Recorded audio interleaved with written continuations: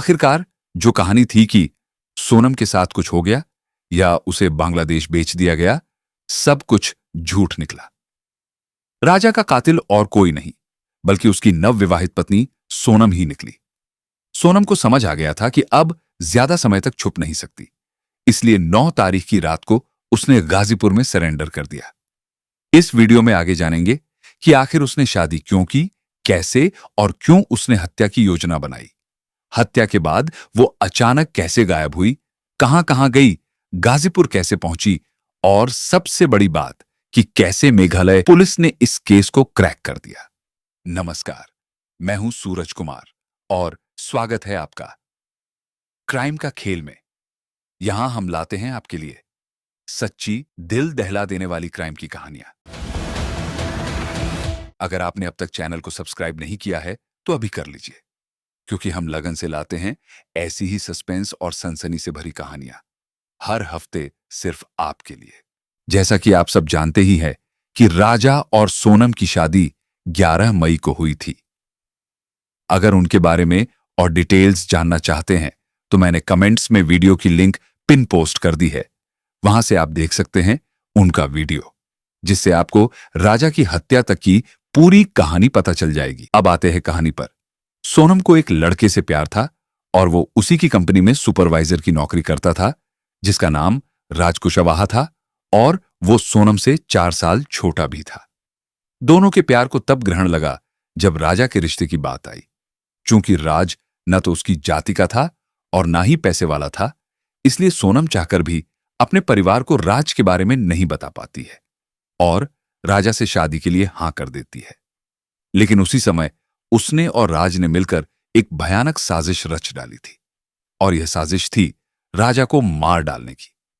सोनम पहले भी north east जा चुकी थी, इसलिए उसे पता था कि उस इलाके में बहुत बड़ी बड़ी खाइयां हैं। अगर कुछ हो गया तो भी किसी को क्या पता चलेगा। वो बड़े आराम से विक्टिम कार्ड खेलकर अपने मायके लौट आएगी और फिर राज से शादी कर लेगी। ये सारी साजिश बुनते हुए सोनम राजा से शादी कर लेती है और ससुराल पहुंच जाती है, लेकिन सिर्फ एक रात ससुराल में रहती है और कुछ बहाना बनाकर मायके वापस आ जाती है। इधर राज अपने कुछ दोस्तों को पैसों के लालच देकर इस प्लान में शामिल कर लेता है। प्लान यह बनता है कि सोनम राजा को हनीमून के बहाने चेरापूंजी ले जाएगी। राज के वो तीनों दोस्त एक दिन पहले ही वहां पहुंच जाएंगे। सोनम उन्हें गाइड करेगी और राज इंदौर में ही बैठा रहेगा ताकि किसी को शक ना हो। राज के वो 3 दोस्त, जिनका नाम विकास, आनंद और आकाश था, ये लोग 50,000 रुपए, राजा का सोने का चेन, अंगूठी और सोनम ने बाद में इन्हें 20 लाख भी देने का कहा था, हत्या के लिए तैयार हो जाते हैं। राज उन्हें एक अलग फोन भी देता है, जिससे ये लोग राज और सोनम से संपर्क में रहेंगे। अब बारी थी एग्जीक्यूशन की। सोनम ने पहले गुवाहाटी का टिकट बुक कर लिया, क्योंकि उसे पता था कि अगर राजा से पूछेगी तो हो सकता है वो मना कर दे। उसने मायके से ही टिकट बनाकर राजा को सिर्फ गुवाहाटी जाने का प्लान बताया, जिसे राजा टिकट बन जाने के कारण मना नहीं कर पाया। सोनम ने राजा को चेन, अंगूठी ये सब भी ले जाने को कहा और गुवाहाटी पहुंचकर कामाख्या के दर्शन के बाद उसने किसी तरह राजा को मना लिया कि अब शिलांग और चेरापूंजी चलते हैं। फिर सीधा शिलांग और चेरापूंजी चली गई, जहां पहले से ही राज के तीनों दोस्त पहुंचे हुए थे। चेरापूंजी में घूमते घामते 20, 21 और 22 की रात ये लोग साथ में होते हैं। जब जब राजा सोनम के करीब आता तो वो बहाना बनाने लगती थी और राज को मैसेज करती थी कि राजा करीब आ रहा है, मुझे उसका छूना बिल्कुल पसंद नहीं, जल्दी से इसे मार डालो। आखिरकार 23 को सोनम राजा को उस जगह ले जाती है और राज के तीनों दोस्त उसे मार डालते हैं। राजा की बॉडी को नीचे फेंकने में सोनम भी उन लोगों का साथ देती है और अपना जैकेट, व्हाइट शर्ट वहां फेंक देती है। राजा की बॉडी को जब क्रेमेटोरियम ले जाया जा रहा था, तब ये राज कुशवाहा भी वहां होता है और देखिए उसकी नौटंकी। उसके बाद ये लोग अलग अलग गुवाहाटी आ जाते हैं। राज के तीनों दोस्त अलग अलग निकल जाते हैं और सोनम अपना फोन बंद करके गुवाहाटी रुक जाती है। उसके बाद वो पश्चिम बंगाल के सिलीगुड़ी, जो दार्जिलिंग जिले में है, वहां पहुंचती है। फिर वहां एक रात रुकती है। इसके बाद वो बिहार चली जाती है, जहां वो पटना में फिर बक्सर, जो बिहार और उत्तर प्रदेश का बॉर्डर होता है, वहां छुपी रहती है और जितना ज्यादा हो सके सीसीटीवी को अवॉइड कर रही होती है। वो अपनी ही न्यूज को फॉलो भी कर रही होती है।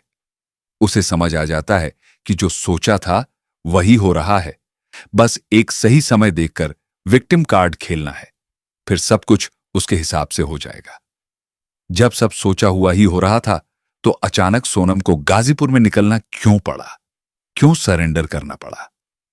तो अब आपको ले चलते हैं इन्वेस्टिगेशन की ओर, जो मेघालय पुलिस ने एकदम चुपचाप शांत तरीके से किया और इतने इल्जाम सुनने के बाद भी अपना आपा न खोकर इस केस को क्रैक कर दिया। इसके लिए तो मेघालय पुलिस को सलाम करना चाहिए। जब 2 जून को राजा की लाश मिली, तब तक ये केस नेशनल न्यूज बन गया था, सो मेघालय पुलिस पर काफी प्रेशर बन गया था। तब उन्होंने एक एक बेसिक डिटेल को खंगालना शुरू किया और इसी क्रम में वो उस गाइड तक पहुंच गए जिसे राजा ने हायर किया था। तब वो गाइड पुलिस को बताता है कि राजा और सोनम के साथ 3 और लोग थे जो आपस में बातें कर रहे थे।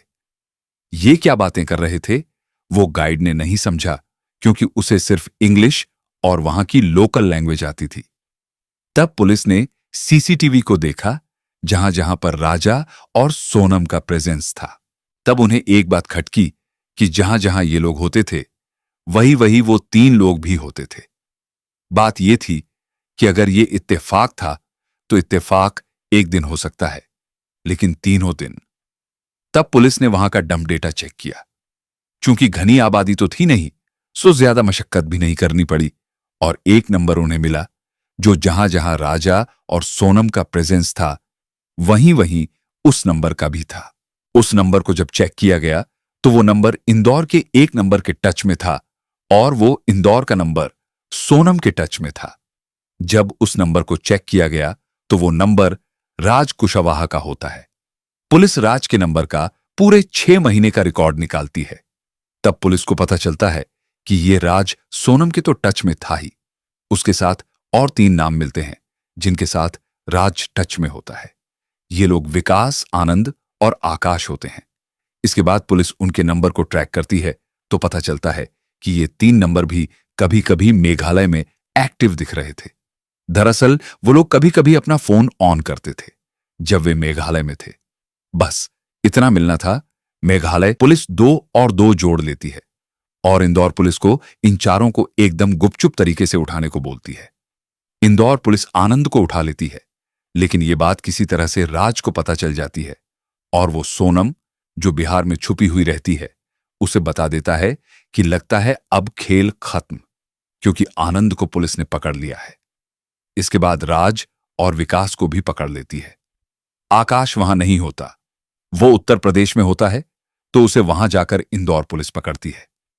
पुलिस आकाश से सोनम को फोन करवाती है और उसे पूछने को बोलती है कि पूछो कहां पर है वो, लेकिन सोनम को शक होता है और वो नहीं बताती। इस पर इंदौर पुलिस आकाश का फोन लेकर सोनम को बोलती है कि खेल खत्म और ज्यादा भाग भी नहीं पाओगी, इसलिए सरेंडर कर दो। तब सोनम फोन काट देती है, लेकिन अब उसे समझ आ जाता है कि अब सब खत्म हो चुका है। इसीलिए उसने बक्सर से गाजीपुर का बस लेकर गाजीपुर के उस ढाबे में जाकर अपने भाई को फोन करती है और पुलिस वहां आकर उसे पकड़कर थाने ले आती है और मेघालय पुलिस को खबर कर देती है। यूपी पुलिस मेघालय पुलिस को बताती है कि सोनम बोल रही है उसे बेहोश करके एक कमरे में बंद कर दिया गया था और आज जाकर उसे उन लोगों ने इस ढाबे में छोड़ दिया। तो मेघालय पुलिस बोलती है कि इसके झांसे में मत आना, ये बहुत ही शातिर है, ध्यान देना नहीं तो भाग जाएगी। उसके बाद मेघालय पुलिस वहां पहुंचकर सोनम का ट्रांजिट रिमांड लेकर उसे शिलांग ला रही है, लेकिन अभी बिहार के पटना के फुलवारी शरीफ थाने में लाई है।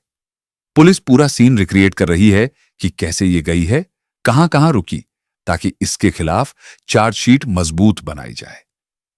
अब जब पुलिस सोनम को शिलांग ले जाएगी और कड़ी पूछताछ करेगी, तब सोनम अपना गुनाह कबूल करने ही वाली है।